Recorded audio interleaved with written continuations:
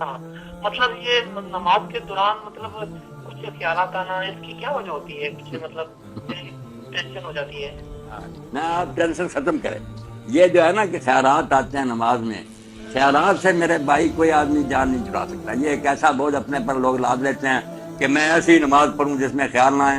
بالکل انہونی بات. دین نے ہم پر یہ بوجھ نہیں ڈالا، نہ اللہ کے رسول نے ایسی نماز پڑھی ہے. خود نبی علیہ السلام کو کئی وقت خیالات ستاتے تھے، خیال اچھے ہوتے تھے. ایک مرتبہ آپ نے افواہ سنی کہ دشمن حملہ کر رہا مدینہ پر، آپ نے حضرت زبیر رضی اللہ عنہ کو بھیجا، وہ گھوڑے پر سوار پہاڑوں کے دوسری طرف گئے. حضور علیہ السلام کا دھیان بھائی نماز میں نا پہاڑ کی طرف ہی رہا. وہ جب پہاڑ سے اترے انہوں نے ہاتھ ہلایا کہ کچھ نہیں کچھ نہیں. پھر آپ کا دھیان زمین کی طرف ہوا. بشر بشر ہے، خیال آنے ہیں، کیوں گھبراتے ہیں؟ خیال کے ہوتے جو نماز پڑھے گا نا، میں اس سے کہتا ہوں کہ تیری نماز کا ثواب اس آدمی سے 1000 گنا بڑھ کر ہے جس کو خیال نہیں آتا. وہ خیال جس کو نہیں آتا اس کو تو کچھ اپنی لذت بھی آ رہی، نماز مزیدار لگ رہی، حظ نفس ہے. جس کو کڑوا گھونٹ پینا پڑتا کہ مزہ کچھ نہیں آ رہا، مگر وہ کہتا بے شک مزہ نہ ہے حکم مزہ تو یہ ہے. اس لیے بے فکر ہو جائیں. ایک خیالات کی بات جو نا سوچنا چھوڑ دیں، آتے ہیں تو آتے رہیں، اپنی کوشش کریں. اور اس کا علاج یہ ہے کہ اگر آپ کسی جگہ نماز پڑھ رہے ہیں اور وہاں کوئی دوسرا نہیں جس کی نماز ڈسٹرب ہو یا کوئی سویا ہوا نہیں، تو بہتر ہے کوئی نماز بھی نہ سارے بہن بھائی سنیں، تھوڑی اونچی آواز سے پڑھنی چاہیے. آپ اتنی طرح آواز کر لیں کانوں تک آئے، پھر خیال آئے کیا کیا آپ کا تو خیال اپنی آواز کی طرف ہوگا.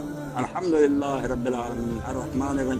یہ مشق بھی آپ کریں تو انشاءاللہ خیالات کے دفع کرنے میں بڑی مدد ملے گی. اور اگر ترجمہ بھی یاد کر لیں کہ جو نماز میں پڑھے فکرہ بولا الحمدللہ رب العالمین، رک گیا 1 سیکنڈ کے لیے رک کر کہا شکر ہے اللہ تیرا جو کائنات کا مالک، الرحمن الرحیم، اے مالک تیرے رحم کی کوئی حد نہیں ہے، تو ہمیشہ رحم.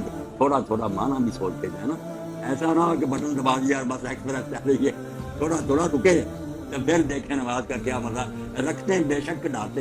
اسی لیے اللہ کے رسول علیہ السلام نے 2 کیٹیگریاں کر دی کہ یہ فرض ہے 17 رکھتے ہیں، 2 صبح 4 ظہر 4 عصر 3 مغرب 4. حساب ان کا لیا جائے گا. باقی سنتیں نفل اور واجبات یہ سارے ہیں بھائی ڈویژن امپروو کرنے کے لیے. اگر شوق ہو کبھی شوق سے پڑھ سکے بسم اللہ، ورنہ پوچھنا نہیں اللہ. ہاں رمضان شریف کے روزے اگر رکھ رہے تندرست آدمی بڑی ہو گیا، وہ سال میں نہ عاشورے کا رکھے نہ عرفے کا. یہ مولوی بھی نہیں رکھتے اسی لیے پیٹ بڑے ہو گئے. ہاں اس کو سنت کا ذکر نہیں کرتے. ہر سوموار کا حضور رکھتے جو نام ہی رہتے، نماز کی سنتوں پر جھگڑا کرتے رہتے. حالانکہ مسئلہ ایک ہی ہے کہ فرض کی پوچھ ہوگی، سنت کی پوچھ. سنت کرے گا ثواب بہت ملے گا، حساب نہیں مانگا.